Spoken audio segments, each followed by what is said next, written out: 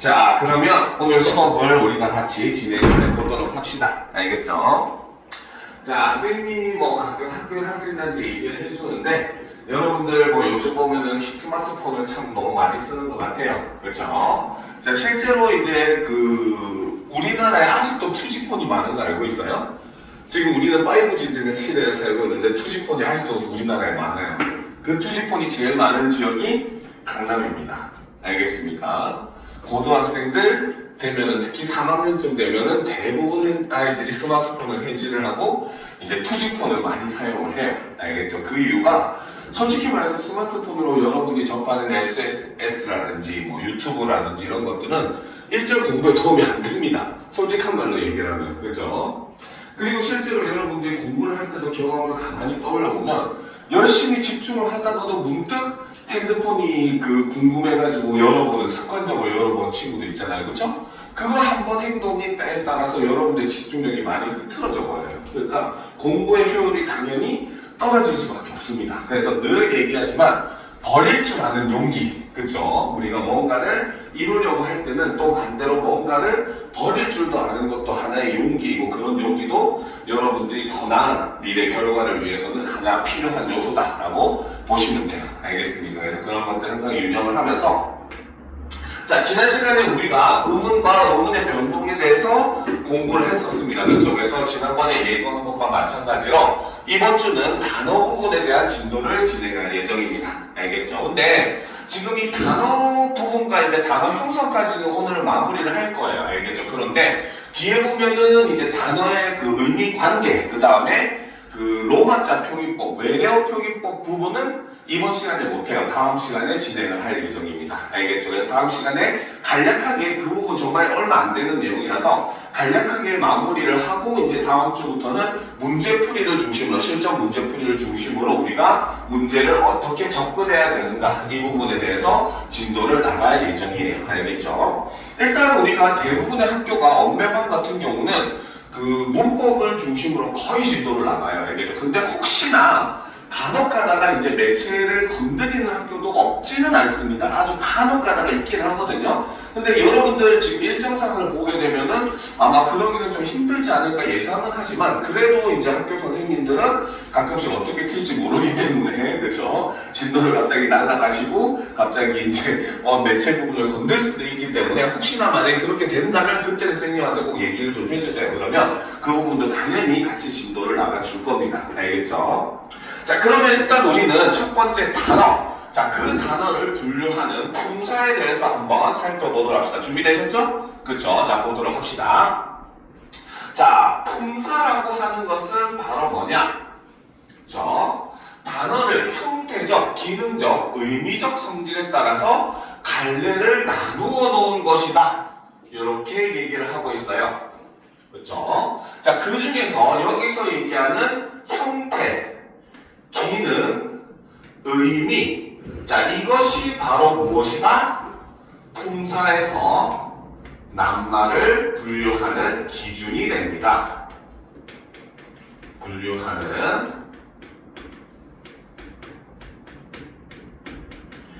기준이 된다. 이렇게 보시면 돼요. 알겠죠? 그래서 형태에 따라서 나누면 형태가 변하는가 변하지 않는가, 그래서 가변어 불변어로 나뉘죠. 그렇죠? 그 다음 기능에 따라서는 문장에서 어떤 기능을 하는가 라고 해서 체언, 그 다음에 수식언, 관계언, 그 다음 수식언, 독립언, 관계언, 용언, 이렇게 나눕니다. 그리고 의미에 따라서 어떤 의미를 가지는가에 따라서 우리가 알고 있는 구품사 체계로 들어가신다 라고 보면 됩니다. 자, 국어의 품사에는 명사, 대명사, 수사, 자, 여기까지가 우리는 체언이죠. 그렇죠? 자, 그 다음 동사, 형용사, 요게 용언입니다. 그렇죠? 자, 그 다음 관형사, 부사, 요게 수식언에 해당하죠. 그 다음 조사, 얘가 관계언입니다. 자, 그리고 마지막 감탄사, 독립언에 해당한다고 볼 수 있죠. 그렇죠? 그래서 우리 국어에서는 이렇게 9개의 품사가 있다. 즉 우리 국어는 구품사 체계를 가진다. 자, 별거 아니지만 제발 좀 외우도록 합시다. 알겠죠? 맨날 아이들한테 얘들아 우리나라의 품사는 몇 개? 하면은 맨날 8개요 하는데 그놈의 영어 공부 그치? 8품사 체계는 영어입니다. 알겠죠? 그거는 9품사 체계를 가진다는 거. 품사를 나누는 기준 자체가 달라요. 알겠죠? 영어 같은 경우에는 우리나라에 없는 뭐 접속사 같은 것도 품사로 인정을 하지만 우리 국어에는 뭡니까? 접속의 의미를 나타내는 말은 부사로 분류를 하고 이런 것들이 좀 차이가 있기 때문에 공통점과 차이점 같은 경우는 여러분들이 같이 알아두면은 굉장히 공부하는 데 도움이 됩니다. 단 헷갈리지는 마시라 라는 거 항상 유념을 하셔야 되겠죠. 자, 그러면 이제 품사의 분류 기준을 한번 살펴보도록 합시다. 자, 먼저 형태에 따라서 분류를 하게 되면은 그쵸?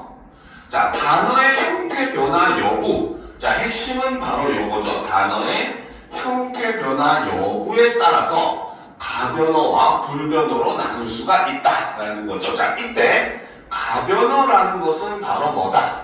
바로 활용을 해서 형태가 변하는 낱말을 우리는 가변어라고 하고, 이 가변어에 속하는 것은 동사, 형용사, 거기에 서술격 조사 이다가, 근데 조사 중에는 유일하게 서술격 조사 이다만 포함이 됩니다. 알겠죠? 그래서 우리가 품사표를 보게 되면은 바로 품사표를 이렇게 해서 우리가 봤을 때 가변어와 불변어의 경계가 여기 관계어 쪽에 살짝 걸치는 이런 모습을 보여요. 이게 불변어, 가변어라고 했을 때, 그렇죠? 그 살짝 걸치는 이유가 바로 저 서술격 조사이다, 한 놈 때문이다 라고 보시면 됩니다. 알겠죠?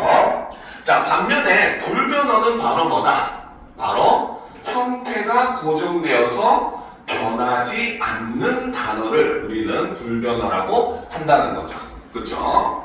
자, 그런데 이제 우리가 이 가변어의 개념을 하기 전에 여러분들이 꼭 한 가지 또 반드시 짚고 넘어가야 되는 개념이 있는데, 이 개념은 우리가 조금 조심해야 돼요. 왜? 확장을 너무 많이 합니다. 알겠습니까? 자, 그러니까 우리가 필기를 하면서 한번 살펴보도록 합시다. 자, 우리가 살펴봐야 되는 개념은 바로 활용입니다. 활용. 알겠죠? 자, 이 활용이라고 하는 개념을 먼저 살펴보면, 그렇죠? 자, 활용은 가변어가 쓰임에 따라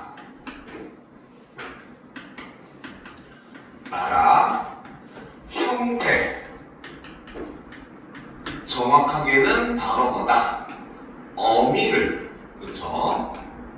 달리 하는 것을 우리는 활용이라고 얘기를 합니다. 알겠습니까? 자, 그런데 이제 이 활용 간단하게만 예를 한번 들어보도록 합시다. 알겠죠? 자, 우리가 먹다라고 하는 단어가 있다고 봅시다. 자, 먹다라고 하는 단어가 있으면 이것이 먹다, 먹고, 먹지만, 먹어도, 자, 요런 형태로 굉장히 여러 가지 형태로 변화를 할 수가 있잖아요. 그렇죠? 요런 걸 우리는 활용이라고 이야기를 합니다. 알겠습니까? 자, 이때 먹다, 먹고, 먹지만, 먹어도, 먹을 이렇게 변한다고 하더라도 어느 부분은 안 변한다? 변하지 않는 부분은 바로 이 먹이라고 하는 부분이죠. 그렇죠? 그래서 이 먹이라고 하는 요 부분을 바로 우리는 어간이라고 하죠. 그 다음에 뒤에 다, 고, 지만, 어도같이 이렇게 변하는 부분을 어미라고 합니다. 자, 여기까지는 거의 중학교식 내용입니다. 너무 쉽죠? 그쵸? 자, 그런데 최근 들어서 이제 이 활용과 관련돼 가지고, 그쵸? 문제들이 은근히 까다롭게 출제가 되고 있어요. 알겠습니까? 그 이유가 바로 뭐냐? 우리가 반드시 구분해야 되는 개념, 어간과 어근과 어미의 개념을 반드시 구분을 해줘야 됩니다. 알겠습니까? 자, 실제로 우리가 간 하면은 방금 선생님이 설명했듯이 바로 뭐다? 가변어가 활용할 때 형태가 변하지 않는 부분을 우리는 간이라고 해요. 그쵸? 자, 그러면서 학교 선생님들 같은 경우는 보통 설명을 어떻게 하느냐? 방금 선생님이 설명한 것처럼 먹다, 먹고, 먹지만, 먹어도, 먹을 이렇게 하더라도 먹은 안 변하죠? 그러면 먹은 어간입니다. 이렇게 합니다. 알겠죠? 자, 반면에 근이라고 하는 것은 낱말에서 실질적인 의미를 가지는 부분을 어근이라고 해요. 알겠죠? 자, 근데 이 두 개를 어간과 어근을 설명하는 분야가 약간 달라요. 어간의 설명은 동사이나 품사를 설명할 때 지금처럼 하는 것이고, 그 다음에 어근의 개념은 이후에 바로 뭐다 단어 형성을 설명할 때 나오는 개념이야. 알겠죠? 그러니까 어근을 설명하면서 학교쌤이 보통 이걸 따로 떼서 설명을 하실 거거든요. 그럼 어근을 설명하면서도 뭐라고 하느냐? 방금 얘기했듯이 먹다, 먹어도, 먹지만, 먹을 이렇게 변하더라도 먹는다의 의미에는 변화가 없죠. 그러면 당연히 얘는 변하지 않는 먹의 의미가 있겠지. 그러니까 먹이 어근이야 이렇게 설명해요. 그럼 학생들은 뭐다? 아, 어간과 어근은 같은 개념이구나 이렇게 착각하는 아이들이 있습니다. 알겠죠? 자, 그런데 이제 최근에 실제 모의고사에서 요거를 구분하는 문제가 등장을 했었습니다. 알겠죠? 자, 그러면 내용을 살펴보면 일단 개념부터 잡아가 보도록 합시다. 자, 어간이라고 하는 것은 바로 뭐다? 가변어가 활용할 때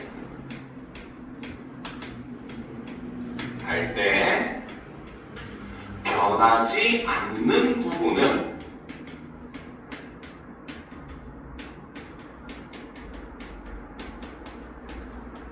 우리는 어간이라고 합니다. 알겠죠? 자, 그런데 이제 우리가 어간의 예를 한번 들어보도록 합시다. 자, 어간의 예를 들어보면은, 자, 예를 들어서 방금과 같이 먹다라고 하는 단어의 기본형을 가지고 체크를 해본다면은 먹다에는 당연히 바로 뭐다? 먹이 안 변하고 그 다음에 뒤에 있는 다가 변화를 하는 먹다, 먹고, 먹지만 이렇게 변화를 하잖아요. 그렇죠? 그러니까 이 먹 부분이 뭐다? 간에 해당한다고 볼 수 있어요. 여기까지는 방금 얘기했던 그 내용이죠. 그렇죠? 그런데 이 먹다가 예를 들어서 파생이나 합성을 하게 되면은 이야기가 달라집니다. 알겠죠? 예를 들어서 먹다가 파생을 해서 먹히다가 되었다고 보도록 합시다. 알겠죠? 먹히다를 활용을 해보면 어디까지 안면할까요? 먹히고, 먹히지만, 먹히어도 줄여서 먹혀도 이렇게 되잖아요. 그렇죠? 그럼 어디까지 안면한다? 바로 먹히까지 안 변하게 됩니다. 알겠습니까? 이 경우는 먹히까지 변하지 않고 여기에 다가 붙은 이 먹히가 어간에 해당을 해요. 알겠습니까? 알겠죠? 자, 그 다음에 이제 우리가 합성을 하는 경우도 생각을 해볼 수가 있어요. 자, 예를 들어서 돌아가다, 나는 길 모퉁이를 돌아갔다, 이런 낱말이 있다고 봅시다. 알겠죠? 자, 돌아가다도 역시 활용을 해보면 어디까지 안면한다? 돌아가고, 돌아가지만, 돌아가도 바로 돌아가까지 안 변하죠. 돌아가 더하기 다가 되죠. 그래서 돌아가까지가 어간이 되는 겁니다. 무슨 말인지 알겠습니까? 이해가 되죠? 그쵸? 즉 바로 뭐다? 어간이라고 하는 건, 자, 일단 여기까지 다 썼어요? 그쵸? 자, 여기까지 다 썼죠? 자, 어간을 우리가 다시 한 번 더 정리를 하게 되면 어떻게 되느냐? 그쵸? 자, 어간이라고 하는 것은 바로 가변어가 합성이나 파생을 할 경우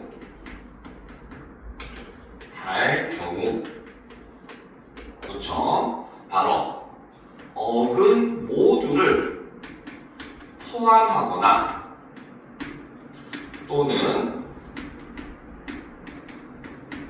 접사를 포함을 하는 범위까지가 우리는 바로 어간이라고 볼 수가 있습니다.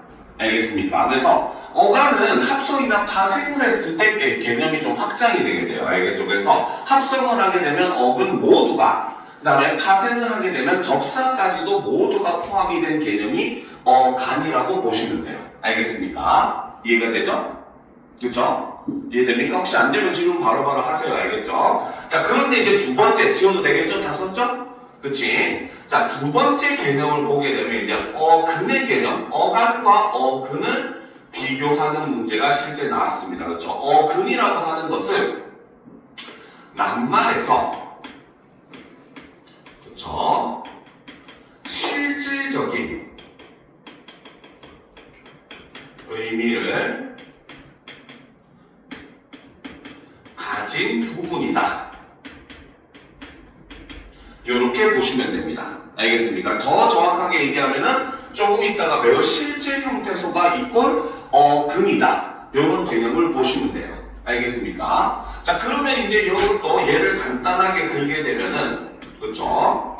자, 우리가 아까처럼 먹다라고 했을 때, 먹다라고 하는 말은 말 그대로 먹의 실질적인 의미가 있고, 뒤에 변하는 다는 문법적인 의미만 가지고 있죠. 그러니까 먹이 근이 됩니다.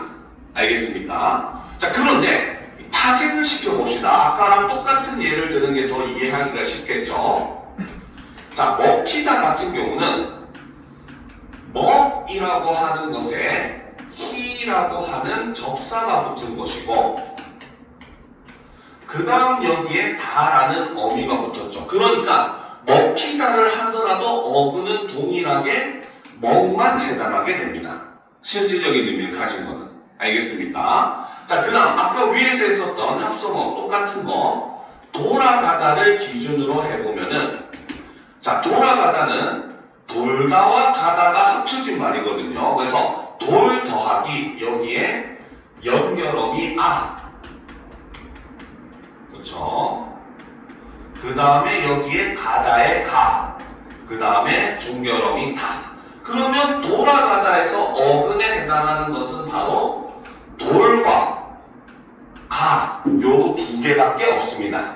알겠습니까? 자, 우리가 이렇게 합성과 파생을 해놓고 보니까 어근의 개념과 간의 개념이 어떻게 차이가 나는가가 한눈에 보이게 되죠. 그렇죠? 일단 첫 번째로 범위가 달라요.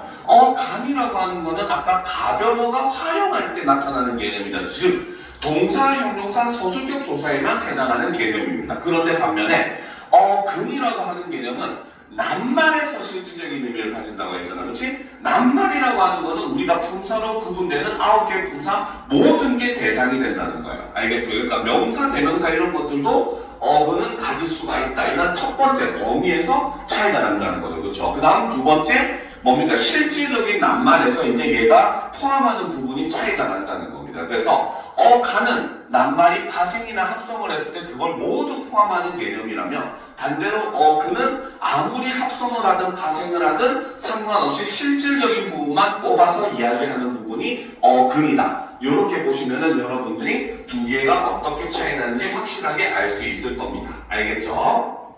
자, 그 다음 이제 우리가 또 살펴봐야 되는 개념이 바로 어미의 개념입니다. 어미는 그냥 따로 빼서 보도록 합시다. 알겠죠? 자, 어미라고 하는 것은 그쵸? 바로 뭐다? 자, 가변어가 활용할 때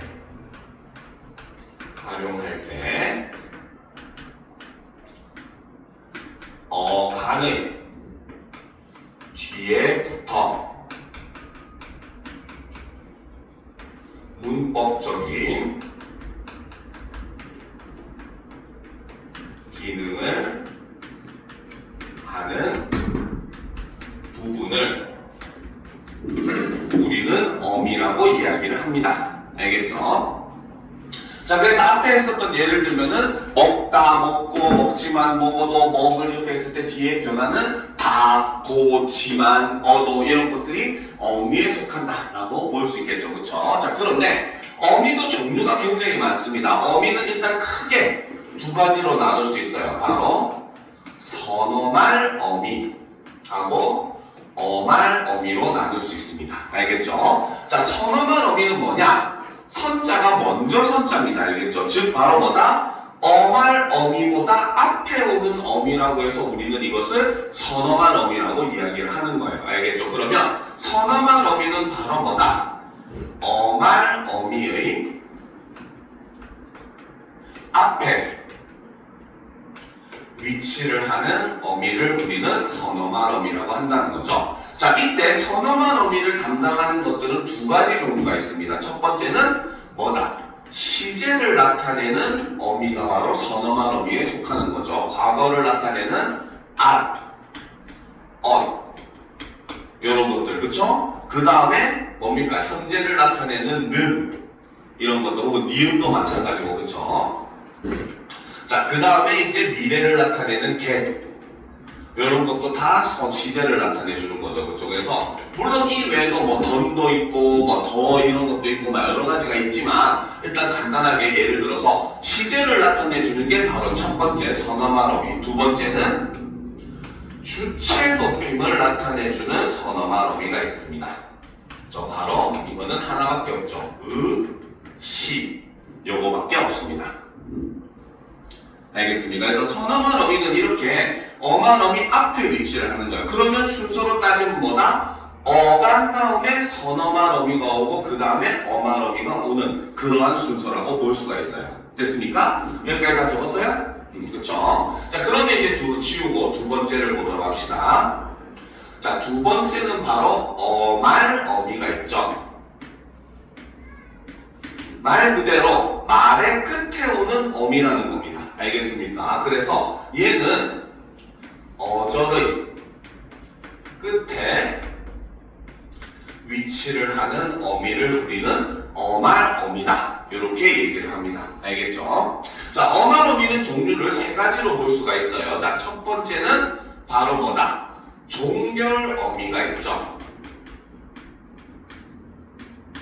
말 그대로 문장을 끝내주는 어미입니다. 그쵸? 대표적인 게 뭐뭐다. 그쵸? 그 다음에 뭐뭐까. 질문을 할 때, 그치? 그 다음에 높임말을 쓸 때 뭐뭐 씁니다. 이런 것들이 전부 종결 어미라고 볼 수 있습니다. 물론 이 외에도 뭐 아라, 어라 이런 것도 있고 더 많죠. 그쵸? 자, 그 다음에 이제 두 번째가 바로 연결 어미가 있어요. 즉 얘는 문장이 이걸로 끝나는 게 아니라 뒤에 다른 말이 이어져 있을 수 있게 만들어주는 걸 우리는 연결어미라고 하는 거죠. 그래서 대표적인 게 뭐뭐고, 그쵸? 순행으로 연결해주죠. 반대로 뭐뭐지만 역행으로 연결해주죠. 그쵸? 그 다음에 뭐뭐아서 혹은 어서, 요거는 주로 이제 이유를 나타내줄 때 쓰는 연결어미죠. 그쵸? 이 외에도 굉장히 많습니다. 그래서 이런 것들이 연결어미예요. 자, 그 다음 이제 학생들이 사실 제일 어려워하는 개념이 바로 요 세 번째 전성어미라고 하는 것이 있습니다. 알겠죠? 자, 저는 말 그대로 변화시키다, 이 뜻, 변화시키다라는 뜻이에요. 뭐를? 성질을 변화시켜주는 어미입니다. 알겠습니까? 자, 그러면 전성어미는 개념을 한번 써놓도록 합시다. 자, 전성어미는 자, 바로 용언을 그쵸? 마치 다른 성분처럼 쓰일 수 있도록 해주는 어미를 우리는 전성어미라고 합니다. 알겠죠? 마치 다른 정확하게 그 동사처럼 쓰이게 해주는 걸 우리는 전성어미라고 해요. 알겠죠? 자, 그래서 자, 전성어미에 해당하는 대표적인 예는 명사형으로 나타내는 기, 그쵸? 그 다음에 관형사형을 나타내는 뭡니까? 뭐뭐, 이을, 그쵸? 그 다음에 뭐뭐을 이런 것들 여러 가지가 있습니다. 자, 그런데 사실 우리가 이 전성어미는 실제로 여러분들이 진짜 어려워하는 거는 접사랑 비교하는 내용이 있기는 해요. 근데 이거는 이따가 접사에 대해서 설명을 하고 설명을 해주도록 하겠습니다. 지금 너무 많은 걸 갑자기 다 주입을 해버리면 힘드니까 일단은 어미를 우리가 이렇게 나눌 수 있다라는 것까지 봐주시면 됩니다. 알겠습니까? 자, 이렇게 다 썼죠? 그쵸? 자, 그러면 이제 계속 보도록 합시다. 그래서 다변어에 해당하는 거는 먹다, 예쁘다, 이다 이런 것들 동사, 형용사, 서술격 조사라고 볼 수 있다는 거죠. 그다음 불변어에 해당하는 거는 나머지들, 그렇죠? 명사, 대명사, 수사, 그 다음에 관형사, 부사, 그 다음 감탄사, 그 다음 조사도 기본적으로는 불변어입니다. 알겠습니까? 자, 그 다음에 이제 기능에 따라서 나누게 되면 문장 내에서 해당 단어가 수행하는 기능을 기준으로 나누는 것이 바로 그렇죠?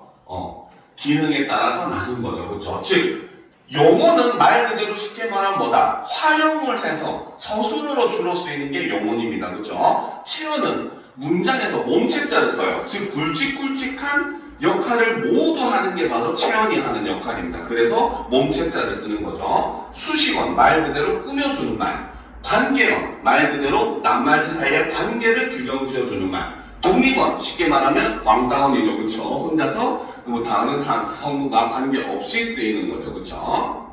자, 그 다음 세 번째 기준.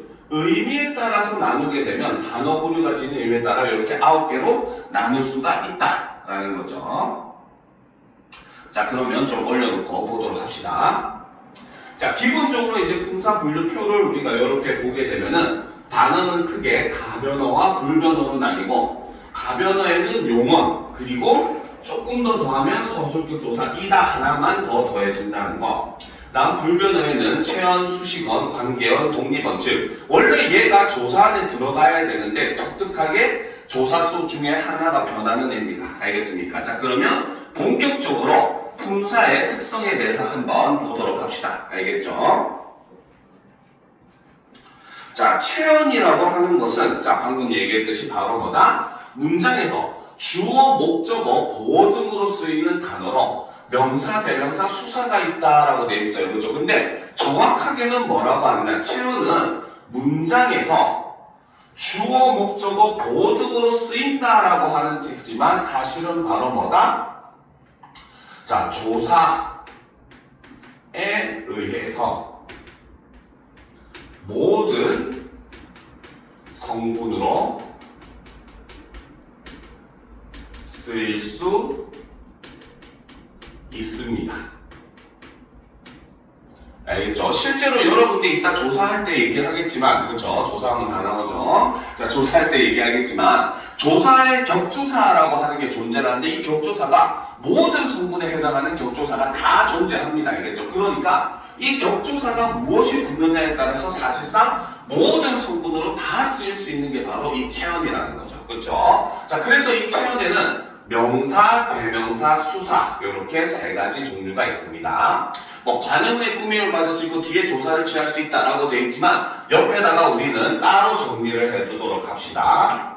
자, 남자가 되기 위해서도 자격이 필요하듯이 체언이 되기 위해서도 자격이 필요합니다.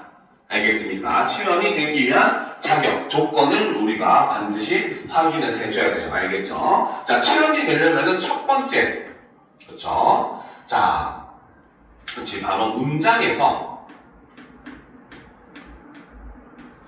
홀로 쓰일 수 있어야 합니다. 알겠죠? 자, 그런데 자, 여러분들이 그 단어 부분 학교에서 수업을 하게 되면은 혼자 쓰인다라고 혹은 홀로 쓰인다 이런 말들을 많이 듣게 될 거예요. 근데 은근히 이 말이 헷갈릴 겁니다. 알겠습니까? 그 이유가 바로 뭐냐면 사실 우리가 문법적으로 얘기할 때 홀로 쓰일 수 있다, 혼자 쓰일 수 있다라는 말은 정확하게 얘기하면 두 가지를 의미합니다. 그래서 그 두 개의 의미가 혼용되고 있다 보니까 학생들이 헷갈릴 수밖에 없기는 해요. 알겠죠? 자, 그러면 여기다가 따로 정리를 해줄게요. 자, 우리 국어 문법에서 혼자 쓰일 수 있다. 자, 이거의 의미를 우리가 따로 한번 살펴보게 되면은, 자, 얘는 두 가지로 나눌 수가 있는데, 첫 번째는 형태상의 의미로 볼 수가 있어요. 즉, 쉽게 말하면, 형태상 혼자 쓰인다, 이런 뜻이 되겠죠. 지금 학교에서는 가로 열고 형태상이 생략이 된 겁니다. 알겠죠? 그러니까, 형태상 홀로 쓰인다라고 하는 것은, 이거는 바로 뭐다? 다른 낱말과 띄어쓴다. 띄어쓰기만 하면 형태상 홀로 혼자 쓰일 수 있다가 성립을 하는 겁니다. 알겠습니까? 자, 그런데 두 번째 의미로는 의미상에 혼자 쓰일 수 있다 라는 말도 쓰입니다. 그래서 이것도 역시 가로 열고 의미상이 생략된 게라고 볼 수가 있어야겠죠. 그러면 의미상으로 혼자 쓰일 수 있다는 무슨 뜻이냐? 바로 다른 낱말의 도움 혹은 수식이라고 봐도 무관하죠. 그래서 도움 없이 완전한 의미를 가진다 이 뜻입니다. 알겠습니까? 자, 그러니까 이 명사할 때 혼자 쓰인다는 말이 굉장히 많이 나오는데 아이들이 굉장히 헷갈릴 수밖에 없어요. 왜? 여러분들 명사하면 여러분들 제일 머리 아프게 하는 거 딱 떠오르는 거 있죠. 바로 뭐야? 의조 명사. 그치? 얘는 앞에서 분명히 명사는 혼자 쓰일 수 있다고 했는데 의조 명사는 혼자 쓰일 수 없대. 그치?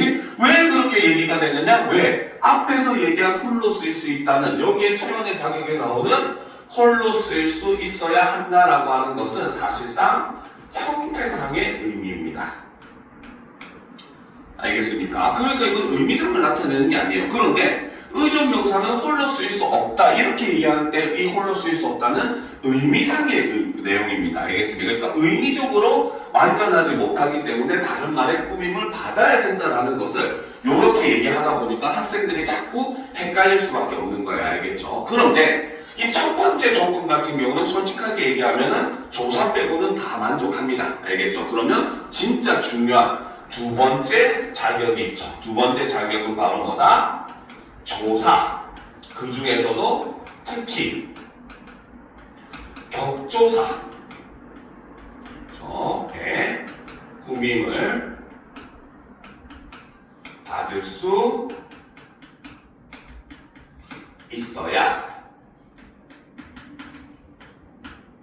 한다는 겁니다. 알겠죠? 그러니까 제일 중요한 자격은 바로 이 두 번째입니다. 알겠죠? 바로 조사. 그 중에서도 격조사는 오직 어디에만 붙을 수 있다? 체온 뒤에만 붙을 수 있다. 여러분들이 요걸 기억하면은 사실 여러분들이 한번 기억을 떠올려보세요. 중학교 때 품사 배웠던 기억이 있을 겁니다. 요즘 그 2015도 그렇고 2022도 그렇고 보통 품사의 개념이 중학교 1학년 때 등장을 하거든요. 그쵸? 이때 여러분들이 기억을 한번 더듬어 보면 여러분들이 제일 어려웠던 것 중에 하나가 바로 뭡니까? 바로 수사와 수관형사 구분하는 거.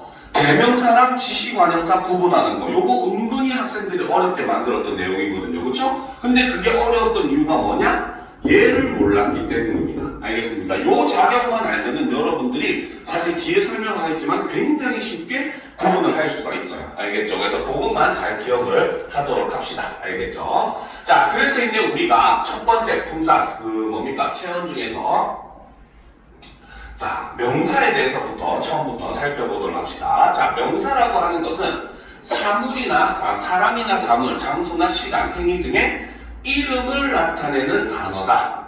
그래서 이름 명자를 쓰는 거죠. 그렇죠? 자, 명사는 어떤 속성을 지닌 대상에 두루 쓰이는 보통 명사와 그렇죠? 그다음 특정한 하나의 대상에만 쓰이는 고유 명사로 나뉠 수 있다. 그렇죠? 그 다음에 홀로 쓰일 수 있는 자립 명사와 반드시 관용어의 꾸밈을 받아야 하는 의존 명사로 나뉜다. 자, 여기서 이렇게 참 간단하게 설명을 해놨죠. 세상이 간단하면 너무 좋겠지만 자, 그러면 명사에 대해서는 사실 따로 정리를 할 필요가 있습니다. 알겠죠? 자, 명사는 말 그대로 사람이나 대상, 개념의 이름을 나타내는 거죠. 대상이나 사물, 개념의 이름을 나타내주는 낱말을 우리는 명사라고 이야기합니다. 알겠죠? 자, 명사를 분류하는 기준이 두 개가 있습니다. 자, 첫 번째는 그쵸?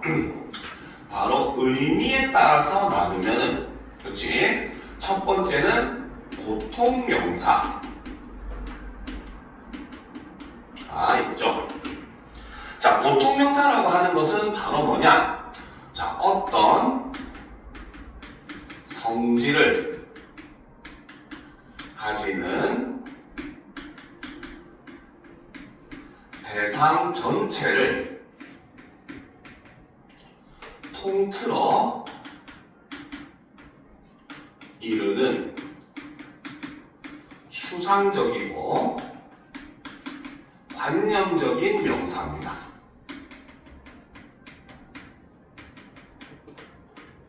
알겠죠? 자, 그래서 뭐 보통 명사의 예를 들면 대표적인 게 책상, 의자, 사람, 그쵸? 이런 것들이 전부 다 보통명사예요. 근데 이렇게 설명하면 아이들은 하고 머릿속에 퀘스천 마크가 생기죠. 그쵸? 선생님, 책상은 우리가 쓰는 이게 책상 아닌가요? 이게 왜 추상적인 명사일까요? 추상적이고 관념적인가요? 이렇게 물어볼 수 있어요. 그쵸? 그지? 그죠? 자, 그런데 여러분들 가만히 한번 생각을 해봅시다. 알겠죠? 자, 지금 우리는 이 교실에 있기 때문에 이게 책상이에요. 그치? 자, 여러분들 집에 책상 다 있죠? 막 수험생인데 책상도 안 주는 집은 없을 거 아니야. 그치? 여러분들 집에 책상이 다 있을 겁니다. 그쵸? 여러분들 집에 있는 책상은 이것과 똑같은 모양입니까? 아니죠. 그쵸? 여러분들 학교에도 책상이 있어요. 학교에 있는 책상도 얘랑 똑같은 모양입니까? 아닙니다. 알겠습니까? 그 말은 뭐다? 우리는 사실 책상이라고 하는 말 속에는 어떤 의미가 내포되어 있다? 바로 책을 올려놓고 공부하는 그 어떤 것이라고 하는 사실 개념적인 이름이라는 거죠. 그렇죠? 그렇기 때문에 우리가 이렇게 보통명사라고 하는 것은 어떠한 역할을 하는 것을 전체를 통틀어 이루는 말이고, 하지만 우리는 일상생활에서 이거를 맥락적으로 해석을 하니까 구체적인 것처럼 보이는 거지, 실제로 보통명사는 사실은 구체적인 대상을 가리키는 명사가 아니라는 겁니다. 알겠습니까? 자, 반면에 보통명사와 대비되는 게 바로 고유명사죠. 그렇죠? 자, 고유명사라고 하는 것은 바로 뭐다? 인명, 사람 이름, 그 다음에 지명, 지역 이름, 땅 이름, 그렇죠? 그 다음에 건축물명, 그 다음에 보물명 등, 그렇죠? 특정한 대상 하나만 가리키는 명사, 굉장히 구체적인 명사가 바로 고유명사입니다. 알겠습니까? 그래서 우리가 고유명사의 예를 들면은 뭐 백악관, 그죠? 요즘 미치광이가 살고 있죠, 그죠? 그치? 이런 거 전쟁을 마구마구 일으키는 바로 백악관. 한국에서 백악관 화이트하우스, 아프리카에서 백악관 화이트하우스, 미국에서 백악관 화이트하우스, 어느 곳에서 얘기해도 이거는 미국 대통령이 사는 미국 대통령 관저를 얘기하죠. 그렇죠? 반면에 청와대, 블루하우스라고 합니다. 그렇죠? 한국에서 얘기하나, 아프리카에서 얘기하나, 미국에서 얘기하나, 대한민국 대통령이 사는 관저를 청와대라고 합니다. 그렇죠? 우리 보물 이름 굉장히 길어요. 여러분들 역사 시간에 제일 머리 아픈 것 중에 하나가 왕 이름 다음으로 머리 아픈 게 보물 이름 외우는 거잖아. 그렇지? 금동, 미륵보살, 반가, 사유상. 왜? 세상에 한 개만 가르쳐야 되기 때문에 그 보물의 특징을 모두 다 집어넣어서 이름을 만드는 거예요. 알겠죠? 그 말은 뭐다? 금동, 미륵보살, 반가, 사유상은 재료는 금동으로 만들었고, 미륵보살이라는 불교의 신을 조각을 했는데, 반가, 반쯤 앉아있는 자세로 사유상, 깊이 사유하는 모습을 조각한 조각상이라서 이름을 그렇게 짓는 거예요. 그러니까 세상에 딱 하나만 가리키는 이름이 될 수 있었던 겁니다. 알겠습니까? 그래서 이런 보물명 등, 그 다음에 그렇죠? 이것도 적자. 그러면 금동, 미륵보살, 반가, 사유상 이런 것들. 그 다음 사람 이름. 선생님, 저랑 동명이인이 많은데요? 아무리 이름이 똑같다고 하더라도 여러분과 같이 생긴 여러분과 같은 특징을 똑같이 가진 존재는 있을 수 있습니까? 없습니까? 있으면 큰일 나겠죠. 그죠? 도플갱어니까 죽이러 오겠지. 그치? 그죠? 자, 그러니까 이런 존재는 세상에 없어요. 오직 나 하나밖에 없습니다. 세상에는. 그쵸? 그러니까 사람의 이름도 바로 뭐다? 오직 한 대상을 가리키는 고유명사로 취급을 해준다는 겁니다. 알겠습니까? 자, 여기까지 다 적었죠? 그쵸? 지워도 되겠죠? 자, 그 다음에 이제 명사를 분류하는 두 번째 기준은, 그쵸? 바로 자립성. 홀로 쓰일 수 있는가. 그런데 여기서 자립성은 의미상의 의미입니다. 혼자 쓰일 수 있다. 의미상 혼자 쓰일 수 있는가 이 뜻입니다. 알겠죠? 자, 그래서 자립성을 기준으로 나누면 첫 번째가 바로 자립명사. 그렇죠? 자, 자립명사는 다른 낱말에 도움 없이 혼자 완전한 의미를 가진 명사를 우리는 자립명사라고 이야기하죠. 우리가 일반적으로 얘기하는 명사는 대부분이 다 자립명사입니다. 저 책상, 의자, 사람, 그쵸? 뭐 백악관 이런 것들 전부 다 혼자 써도 의미가 통하는, 의미를 실질적으로 가지고 있는 자립명사라는 거죠. 자, 그런데 반면에 두 번째, 바로 의존명사라고 하는 것은, 그쵸? 자, 의존명사는, 자, 의미가 불완전합니다. 알겠죠? 그래서 불완전하여 반드시 관용어의 수식을 받아야 하는 명사를 우리는 의존명사라고 이야기를 합니다. 알겠죠? 자, 그런데 이제 우리가 이 의존명사는 시험에 굉장히 잘 나오는 거기 때문에 여러분들이 한번 또 더 정리를 해줄 필요가 있어요. 그쵸? 선생님 수업의 단점이 필기가 많아서 팔이 아프다는 점이죠. 그쵸? 그래도 여러분들이 이렇게 한번 써봐야 머릿속에 들어가게 됩니다. 알겠죠? 자, 그러면 의존명사 밑에다 여러분들은 계속 필기를 하시면 됩니다. 알겠죠? 자, 의존명사는 종류가 몇 가지 나눌 수가 있습니다. 알겠죠? 첫 번째는 여러분들 밑에 이렇게 기역으로 바로 쓰시면 되겠죠. 첫 번째는 보편성 의존명사라고 하는 게 존재를 합니다.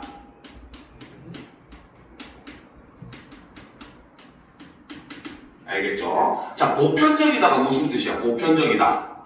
무슨 뜻입니까? 두루두루 다 사람들한테 통용되는 걸 우리는 보편적이다라고 얘기를 하잖아요. 그렇죠? 보편적인 생각. 누구나 다 그렇게 생각하는 걸 보편적인 생각이라고 하잖아요. 그렇죠? 자, 그래서 보편성 의존명사라고 하는 것은 바로 뭐다? 얘는 모든 성분으로 쓰일 수 있는 의존명사를 우리는 보편성 의존명사라고 합니다. 알겠죠? 자, 그러면 여기서 이제 여러분들 고등학교 과정에서 나오는 어려운 개념이 등장을 하게 되죠. 그쵸? 자, 모든 성분으로 쓰일 수 있다 라고 하는 것은 이꼴, 다른 말로 얘기하면 바로 뭐다?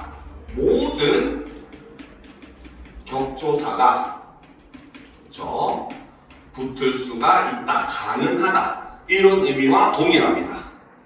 알겠습니까? 즉, 모든 격조사가 붙을 수 있으니까 모든 성분으로 쓰일 수 있는 거예요. 그쵸? 자, 그런데 여기서 또 한 가지 개념이 들어갈 게 있습니다. 그쵸? 참 들어갈 게 많죠? 이 말은 다른 말로 얘기하면 바로 뭐다? 선행어. 즉, 앞에서 의존명사를 꾸며주는 관용어를 얘기하는 거예요. 그래서 선행어와 그 다음 후행어.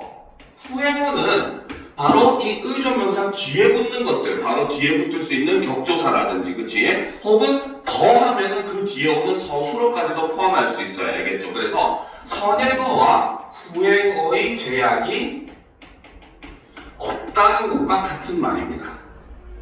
알겠습니까? 이게 실제로 고3 수능 모의고사에 나오는 내용들이에요. 알겠죠? 그렇기 때문에 여러분들이 선행어와 후행어의 개념도 당연히 알아둬야 되고, 의존명사들 중에서는 이런 것들의 제약이 있는 경우도 있거든요. 이제 설명을 할 건데, 그런 것들의 개념도 같이 알아둬야 여러분들이 이 부분을 완벽하게 이해했다라고 얘기할 수 있는 겁니다. 알겠죠? 자, 그러면 이 보편성 의존명사에 해당하는 것은 어떤 것들이 있느냐? 사람을 나타내는 분, 그쵸? 가는 분이 누구냐? 이렇게 얘기하잖아. 그치? 역시 마찬가지 사람을 나타내는 이, 그쵸? 가는 이가 누구냐? 사랑하는 이, 이런 거 많이 하잖아. 그쵸? 이. 그 다음에 사물을 나타내는 것, 장소를 나타내는 대, 그 다음에 앞에 것을 받아주는 바, 이런 것들이 보편성 의존명사에 해당하는 겁니다.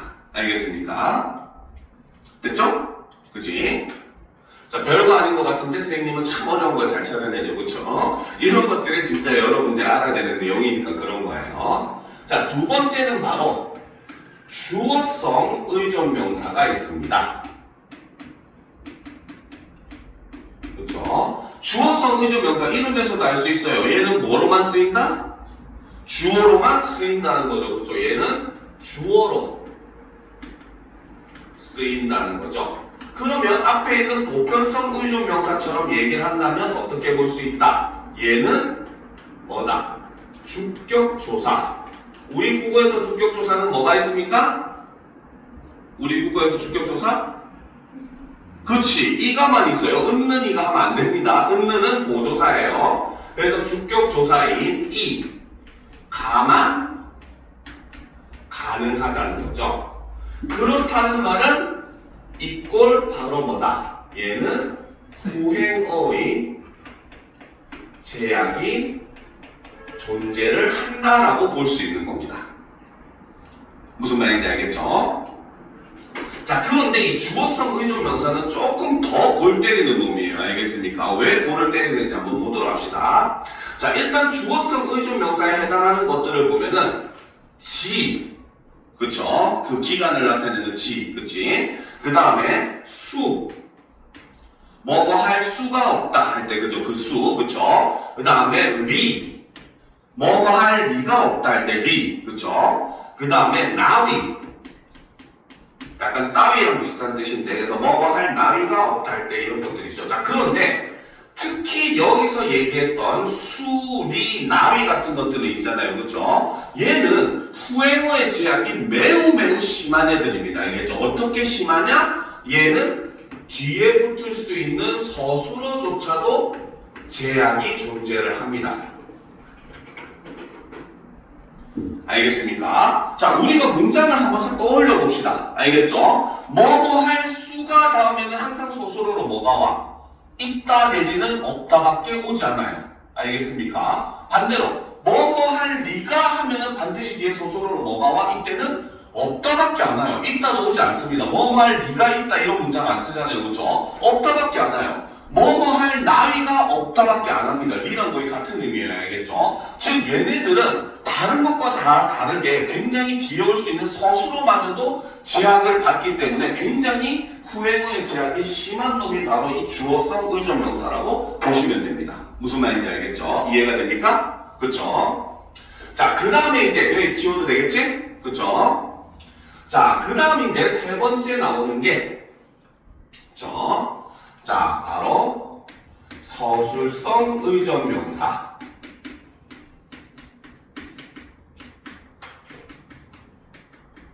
서술성 의존 명사는 이름 그대로 뭐로만 쓰인다?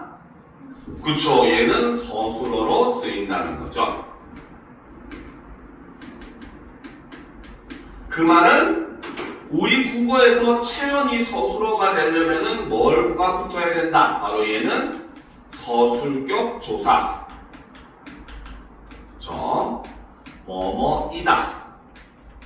요거만 가능하다는 거죠. 그 말은 얘도 역시 마찬가지 뭐다? 후행어에 제약이 있다. 같은 내용이니까 일단 뭐 이거는 생략을 하도록 합시다. 알겠죠? 그치? 그래서 얘도 후행어에 제약이 있고 얘는 지가 서술어로 쓰이는 놈이니까 다른 서술어를 취하지 않겠죠. 그쵸? 자, 그래서 이제 이 서술성 의존 명사에 해당하는 것은 대표적인 게 뭐뭐 할 터이다 할 때, 그죠? 땅을 나타내는 터가 아닙니다. 알겠지? 집터 볼 때 그 터가 아니에요. 알겠습니까? 그래서 뭐뭐 할 터이다 이렇게 얘기할 때 터, 그 다음에 뿐,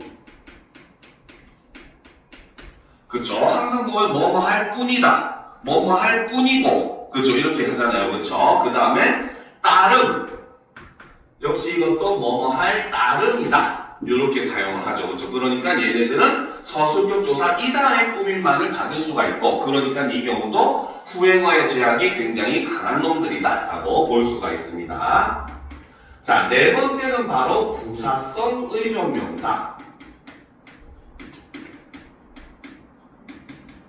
명사가 있죠. 자, 부사성 의존 명사는 말 그대로 부서로 쓰이는 겁니다. 자, 그 말은 위에 거랑 마찬가지로 얘기를 하면 역시 바로 뭐다? 얘는 부사격 조사만 가능은 합니다. 그런데 솔직하게 얘기하면 우리나라에서는 부사격 조사가 사실 굉장히 많아요. 그죠? 어디에, 누구누구에게, 그죠? 누구누구와과 비교할 때 쓰는, 그죠? 나는 엄마와 닮았다 할 때 와, 비교할 때 쓰는 와과 이런 것들. 부사기초사는 사실 굉장히 많아요. 알겠죠? 그래서 앞에서 있었던 주어성 의존 명사나 서술성 의존 명사에 비해서는 비교적 제약이 적기는 하지만 그래도 얘도 역시 마찬가지 격조사 중에서 부사격 조사만 올 수 있다는 것이기 때문에 후행어의 제약이 그래도 있다라고 보시면 되는 겁니다. 알겠죠? 자, 그래서 부사성 의존 명사에 해당하는 것들은 대표적으로 채, 그쵸? 그 다음에 대로, 그쵸? 그 다음에 만큼, 자, 그 다음에 듯, 그 다음에 또 채인데 이 채는 달라요. 어이의 채입니다. 알겠습니까? 그 다음에 양, 만 이런 것들이 있죠. 그쵸? 우리가 그 국어 시간에 배웠던 직유법에 해당하는 게 전부 다 부사성 의존 명사로 볼 수 있는 겁니다. 그쵸? 뭐뭐 하는 듯이, 뭐뭐 같이, 뭐뭐 인양, 뭐뭐처럼 이렇게 얘기할 때, 그치? 특히 듯이, 양, 인양 이런 것들이 대부분 부사성 의존 명사다라고 보시면 됩니다. 알겠죠? 자, 그 다음 독특한 놈이 바로 네 번째 단위성 의존 명사가 있습니다.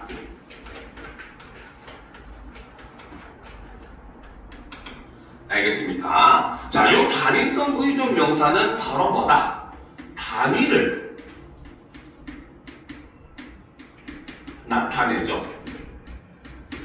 그렇죠? 자, 그래서 단위를 나타내는 의존 명사들을 보면은 예를 들어서 책 한 권, 그렇죠? 자동차 한 대, 나무 한 그루, 그렇죠? 그 다음에 뭐 신발 한 켤레, 그렇죠? 그 다음에 과자 한 개, 이런 것들 굉장히 많은 이런 단위성 의존 명사들이 존재를 합니다. 알겠습니까? 자, 그런데 이 단위성 의존 명사는 독특한 게 바로 뭐냐? 단위성 의존 명사는 아까 얘기했지만 한 권, 한 대, 한 그루, 한 켤레, 한 개 이런 식으로 해서 앞에 수를 나타내주는 말이 오잖아요. 그렇죠? 그러니까 단위성 의존 명사를 꾸며줄 수 있는 말은 오직 바로 뭐다? 수관형사만, 그렇죠? 수식이 가능합니다. 알겠죠? 그 말은 다른 말로 얘기하면 이걸 뭐다? 단위성 의존 명사는 뒤에 조사는 아무거나 붙을 수 있지만 앞에 와서 꾸며줄 수 있는 말이 제약이 있다는 거죠. 그렇죠? 그러면 단위성 의존 명사는 바로 뭐다? 선행어의 제약이 존재하는 것이 바로 단위성 의존 명사의 특징이라는 거죠. 무슨 말인지 이해가 됩니까? 그쵸? 이렇게 깊이 있는 내용 처음 들어보죠. 그치? 자, 이런 것들을 여러분들이 그래서 이 단원에서도 잘 알아둬야 되는 것들이에요. 알겠습니까? 자, 그런데 여기서 끝이 났다면 참 여러분들에게 좋았겠지만 우리는 또 하나 의존 명사에서 봐둬야 될 게 있습니다. 자, 그것은 바로 뭐냐? 바로 필기가 참 너무 많아요. 바로 품사 통용이라고 하는 게 존재를 합니다. 알겠죠? 자, 품사 통용이라고 하는 게 바로 뭐냐면, 자, 어떤 낱말이, 그죠? 형태, 의미가 동일해도, 그죠? 쓰인 환경에 따라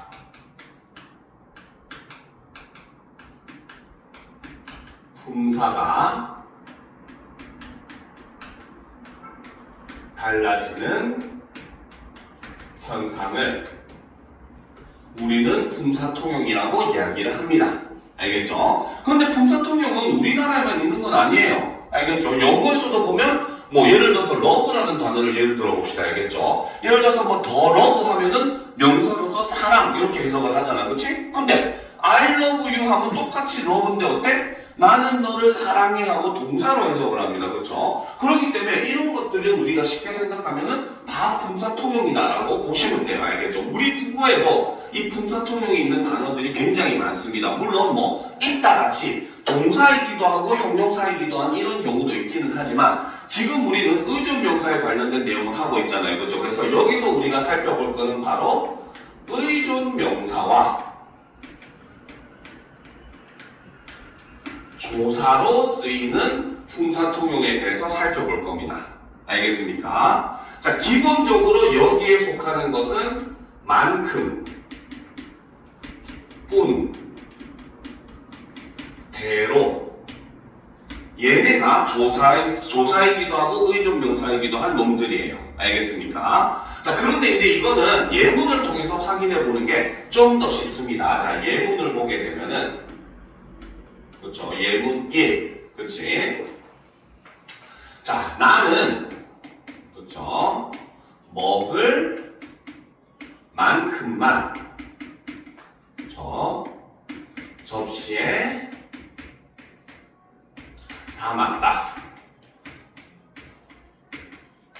그렇죠. 뷔페에 갔나봐요. 그렇지? 그러니까 나는 먹을 만큼만 접시에 담았다. 이렇게 얘기를 하고 있습니다. 그렇죠? 자, 그런데 이제 예문 두 번째 조금 띄워놓고 쓰도록 합시다. 자, 예문 두 번째. 그렇죠? 나도 너만큼 키가 크면 좋겠어. 자, 이런 문장이 있다고 봅시다. 그렇죠? 자, 그러면 두 개의 예문에 동일하게 쓰인 말이 바로 만큼이라는 말이 있습니다. 알겠습니까? 자, 그런데 이거를 결과적으로 일단 먼저 결론적으로 얘기를 해주면 예문 1에 쓰인 만큼은 의존명사입니다. 알겠죠? 자, 그런데 예문 2에 쓰인 만큼은 조사입니다. 그렇죠? 자, 그러면 이제 우리가 이것이 어떻게 했을 때 의존명사이고 어떻게 했을 때 조사인지를 구분할 수가 있어야 돼요. 알겠습니까? 자, 그런데 아까도 얘기했지만 명사의 자격 중에 하나가 바로 뭐다? 홀로 쓸 수 있어야 된다. 다른 말과 띄었어야 된다고 했잖아요. 그렇죠? 근데 반대로 조사는 어때? 무조건 체언이나 다른 낱말에 뒤에 붙어서 쓸 수 있는 게 조사입니다. 알겠습니까? 그러면은 위치, 모양을 잠깐 보게 되면 바로 뭐다?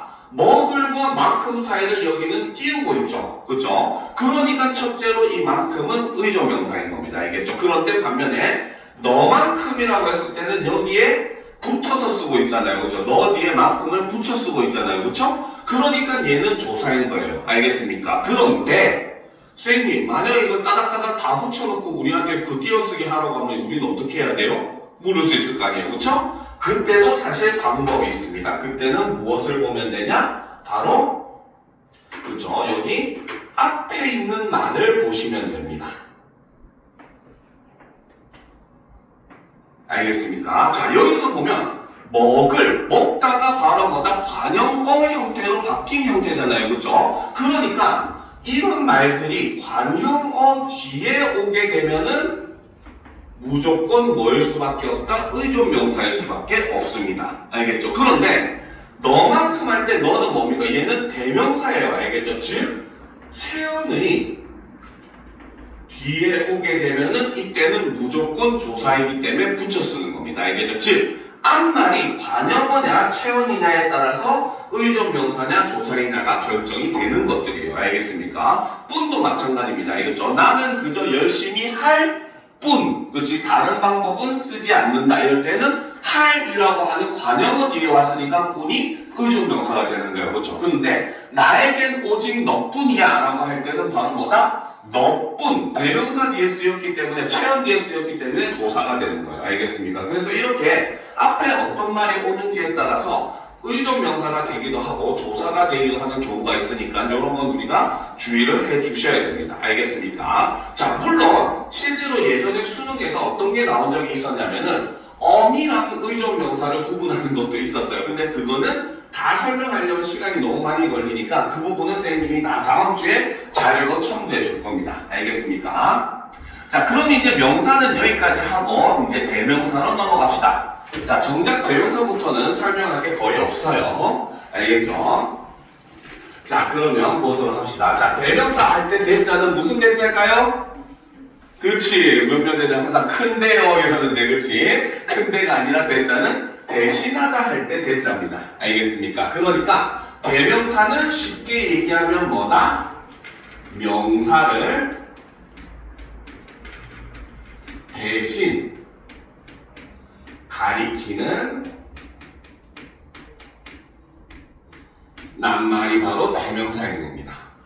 알겠죠? 자, 그래서 의미를 보면은 사람이나 사물의 이름을 대신 나타내거나, 알죠? 이름이니까 명사를 대신하는 거죠. 장소, 시간, 행위 등을 대신 가리키는 단어. 그래서 사람을 표시하는 인칭 대명사와 사물이나 장소를 표시하는 지시 대명사가 있습니다. 그렇죠? 인칭 대명사는 다시 1인칭, 2인칭, 3인칭으로 나눌 수 있어요. 영어 시간 같죠? 그렇죠? 1인칭은 누구를 가리키는 거?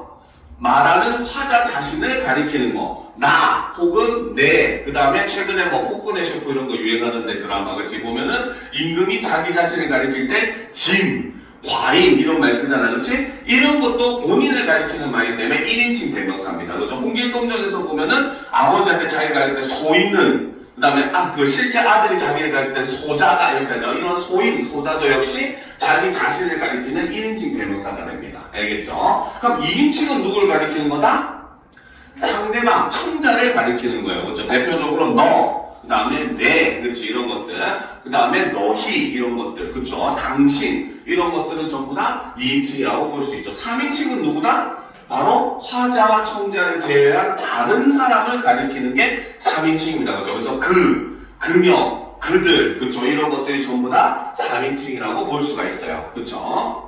자, 그런데 이제 여기서 우리가 지금 여기 설명도 나와 있지만 모르는 사람, 뭐 사물, 장소 이런 거 미지칭, 부정칭, 그 다음에 제기칭 이런 것들 나와 있는데 요거는 개념을 따로 정리를 할 필요가 있습니다. 자, 일단 첫 번째 미지칭이라고 하는 것은, 그쵸? 자, 얘는 대상은 존재하지만, 그쵸? 그 정체를 모르는 경우에 우리는 미지칭을 사용을 합니다. 알겠죠? 예를 들어 봅시다. 자, 선생님이 여기에 만약에 케이크를 하나 갖다 놨어. 그쵸? 그런데 누군가 그걸 헐랑 먹어버렸네? 그치? 그래서 선생님이 물어보죠. 얘들아, 여기 있던 케이크 누가 먹었어? 라고 물어봤어. 그치? 그 말의 전제는 뭐다? 범인은 이 안에 있다. 그쵸? 명탐정 코난이죠. 그쵸? 지금 누군가 먹은 사람은 존재한다는 거야. 하지만 그 정체가 누군지를 모르기 때문에 여기서 쓰이는 누구라고 하는 말은 뭐다? 미지칭이 된다는 겁니다. 알겠습니까? 자, 그래서 이제 이 미지칭은, 자, 원래 예전에 모의고사 문제에서 주로 의문문에 사용이 된다. 이런 내용의 수능 문제가 나온 적이 있어요. 그래서 실제로 수능 모의고사 문제에서 아예 의문문에는 미지칭, 평서문에는 부정칭 이렇게 나온 내용도 있었습니다. 그런데 실제로 미지칭이 평서문에도 쓰이기도 합니다. 알겠습니까? 대표적으로 뭐 예를 들어서 보면 그 범인이 누구인지 몰랐다 이렇게 하면은 범인은 존재하지만 누군지 모르는, 그러니까 이때 누구도 역시 미지칭이라고 볼 수도 있다는 거죠. 알겠습니까? 알겠죠? 자, 그런데 두 번째 부정칭이라고 하는 게 있어요. 부정칭은 쉽게 말하면 바로 뭐다? 대상 자체가 존재하지 않는 경우입니다.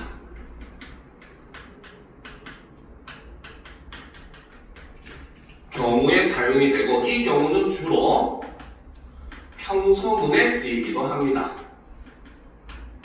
자, 하지만 역시 부정칭도 의문문에도 사용이 가능하긴 합니다. 알겠습니까? 자, 그럼 일단 부정칭 개념부터 한번 보도록 합시다. 얘는 대상 자체가 존재하지 않는 거예요. 알겠죠? 예를 들어서 그 교실에는 아무도 없었다. 이렇게 하면 바로 뭐야? 교실 안에 있는 학생이 있다는 말이야? 없다는 말이야? 없다는 말이잖아. 그치? 그 말은 바로 뭐다? 가리킬 수 있는 대상이 존재하지 않는다는 뜻이 되잖아요. 그렇죠? 그래서 우리는 이거를 부정칭이라고 합니다. 알겠습니까? 자, 그런데 선생님이 이렇게 물어볼 수 있어. 청소하는데 지원할 사람 아무도 없니? 물어볼 수 있잖아, 그치? 그러면 이때는 바로 뭐다? 질문하는 사람이 지금 없다는 뜻이잖아요, 그쵸? 그러니까 이 경우도 부정칭이라고 볼 수가 있는 거예요, 알겠죠? 그래서 정확하게는 의문문과 부정문과 평서문 상관없이 둘 다 쓸 수는 있는데 예전에 모의고사에서 이런 식의 유형의 문제도 나왔기 때문에 첨가로 가르쳐 주는 겁니다, 알겠죠? 그래서 일단 개념은 바로 뭐다? 미지칭은 대상이 있지만 모를 때, 부정칭은 아예 대상이 존재하지 않을 때라는 거죠.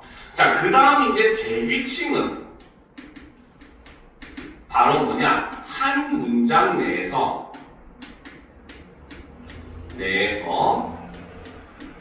그쵸? 다른 명사를 다시 가리키는 경우를 우리는 제기칭, 영어에서는 제기대명사라는 말을 쓰잖아요, 그렇죠? 이걸 제기칭이라고 합니다, 알겠죠? 예를 들어서 철수는 자기가 반에서 제일 축구를 잘한다고 자랑한다 이렇게 얘기했을 때 여기서 자기는 누구다? 앞에 나와있던 철수를 다시 가르쳐주는 말이잖아요, 그렇죠? 이런 걸 우리는 제기칭이라고 합니다, 알겠죠? 자, 그런데 여기서 우리가 한 가지 더 알아두면 좋은 거, 자, 그 중에서는 극존칭도 존재를 합니다, 알겠죠? 극존칭은 대상을 매우 높이는 경우에 사용되는데 극존칭은 하나밖에 없어요. 당신. 당신 쌤님. 엄마 아빠가 맨날 싸울 때 물론 싸우면 안 되겠지만 당신의 말이 할 때 그 당신은 엄마랑 서로를 가리키는데 이게 어떻게 극존칭이에요? 싸울 때 하는데 어떻게 극존칭이에요? 할 수 있잖아요, 그렇죠? 근데 여기서 가리키는 당신은 3인칭의 당신입니다, 알겠죠? 쉽게 말해서 우리가 가끔씩 이런 얘기를 하는 거 들어봤어요. 김구 선생님, 당신께서는 뭡니까? 자신의 안전은 걱정하지도 않고 나라를 위해서만 헌신하셨습니다. 이렇게 얘기할 때 이 당신은 누구를 가리켜? 앞에 나왔던 김구 선생님을 다시 가리키죠, 그렇죠? 첫 번째 제기칭 역할을 하는 겁니다, 알겠죠? 근데 이 당신이라고 하필이면 얘기한 이유는 뭐다? 앞에 나왔던 김구 선생님을 매우 높이기 위해서 사용한 거죠, 그렇죠? 그래서 당신은 제기칭이자 극존칭으로 같이 사용이 되는 게 대표적인 당신이라는 낱말이 있다는 거죠.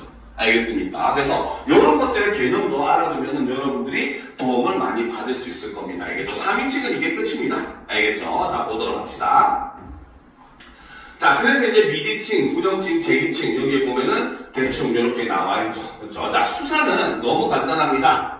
말 그대로 셀 숫자를 쓰죠. 그래서 수량이나 순서를 가리키는 걸 우리는 수사라고 얘기를 합니다. 그죠? 자, 그러면 수량을 나타내는 건 바로 뭐다? 양수사라고 합니다. 알겠죠? 자, 그 다음에 반면에 순서를 가리키는 것은 바로 뭐다? 그죠? 바로 서수사라고 이야기를 하죠. 그죠? 자, 그래서 이제 뭐 양수사는 하나, 둘, 셋, 넷 이런 것들 수량을 세는 거, 그치? 서수사는 순서, 첫째, 둘째, 셋째, 제일, 제2, 제3 이런 거. 근데 나는 사과가 제일 좋아할 때 이 제일은 부사입니다. 알겠습니까? 여기서 제일, 제2는 우리 선서 같은 거 할 때 학생의 본분 제1은 뭐요, 제2는 뭐요, 제3은 뭐요 이렇게 얘기할 때 그 순서를 나타내는 제일, 제2 이런 것들은 서수사라고 볼 수가 있는 거예요. 알겠죠? 자, 일단 여기까지가 바로 차연에 대한 내용은 끝났습니다. 알겠습니까? 자, 그럼 지금부터 잠깐 쉬는 시간을 가진 다음에 30분에 이어서 나가도록 합시다. 알겠죠? 벌써 시간이 이렇게 됐네요. 그렇지? 30분부터 이어서 가도록 합시다.